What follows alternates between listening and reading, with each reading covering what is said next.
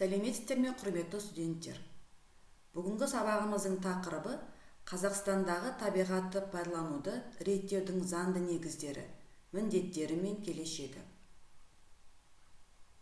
Сабақтың мақсаты табиғатты пайдаланудың заңды негіздерін түсіндіру, табиғатты пайдаланудағы басқару түрлері туралы білімдерін қалыптастыру.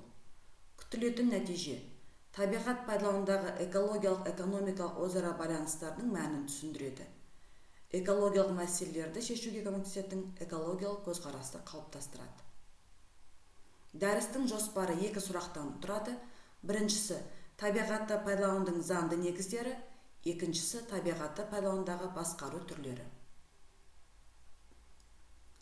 Адамдар арасындағы табиғатты пайдалану процесі нәтижесінде пайда болатын өндірістік қатынастың қиын желісін жас ғалым табиғатты пайдалану экономикасы зерттейді.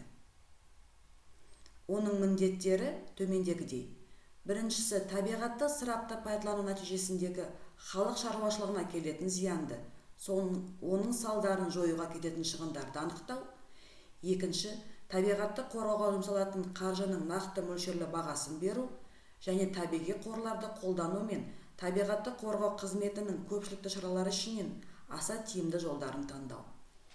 Сонымен, табиғатты пайдалану мен оны тиімді қолдану проблемасы көптеген аспекттен тұрады. Олардың ең маңыздылары денсаулық сақтау, ғылыми-техникалық, тәрбиелік, эстетикалық, қорғаушылық. Бұлар өзара тығыз байланысты. Сондықтан да бұл проблема бірдей аспект және бір уақытта шешілгенде ғана шешімін табады. Табиғатты пайдалану сферасында жеткілікті қаржы бөліп, материалдық стимулдар қолданбай, яғни экономикалық сұрақтар шешімін таппай, кез келген басқа проблема шешілмейді. Ол мейлі қорықтардың құрылуы болсын, не болмаса өндірісте қалдықсыз технологияның пайда болуы болсын, тіпті табиғатты қорғаудың заңдылықтарын жасау мен тұрғындардың экологиялық тәрбиеленуінің өзі ірі материалдық қорды қажет етеді. Табиғатты пайдалануды басқару дегеніміз экологияны немесе табиғи процестерді басқару емес, белгілі бір аумақтың табиғи жүйелеріне кіретін адамдардың іс-әрекетін басқаруды білдіреді.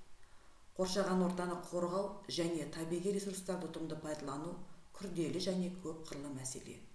Оның шешімін адам мен табиғат арасындағы қатынастарды реттеу мен олардың белгілі бір заңдар жүйесіне, нұсқаулар мен ережелерге бағыныштылығымен байланысты. Біздің елімізде бұндай жүйе Қазақстан Республикасының 1997 жылғы 15 шілдедегі қоршаған ортаны қорғау туралы заңымен бекітілген. Табиғатты пайдаланудағы басқару жұмсақ болуы тиіс, яғни оның табиғи реттелуі және пайдалану механизмін бұзбау керек.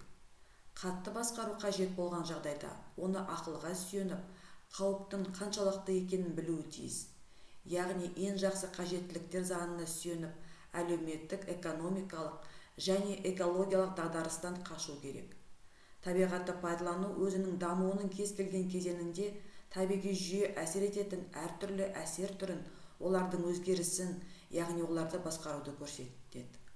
Ол қатты да, жұмсақ та болуы мүмкін. Қатты басқарудың мысалына орманды тегіс кесу жатады, ал жұмсаққа ағаштарды іріктеп кесу жатады. Бұл кезде орман сақталады.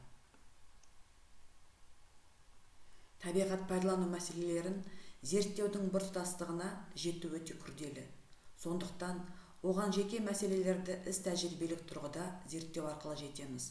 Сонымен қатар табиғат қорғау мен пайдаланудың жалпы мәселелерін қарастыру арқылы нақты мәселелердің шешімін табамыз.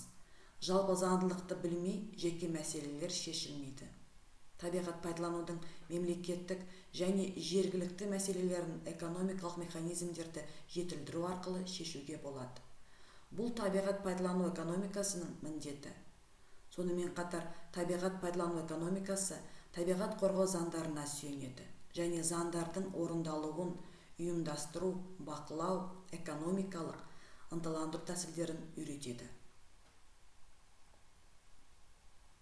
Құрметті студенттер, сіздерге бүгінгі жаңа тақырып бойынша төмендегідей бекіту сұрақтары беріледі.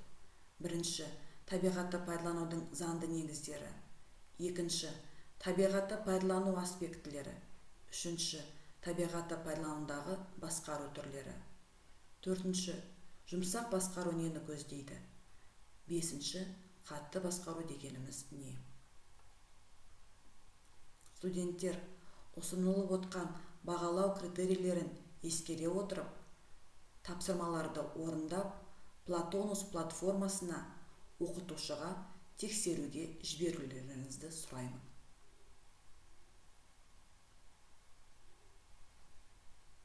Өз беттеріңізше жұмыс істеп, қосымша ақпараттар алу үшін сіздерге төмендегі деректер көздері ұсынылады.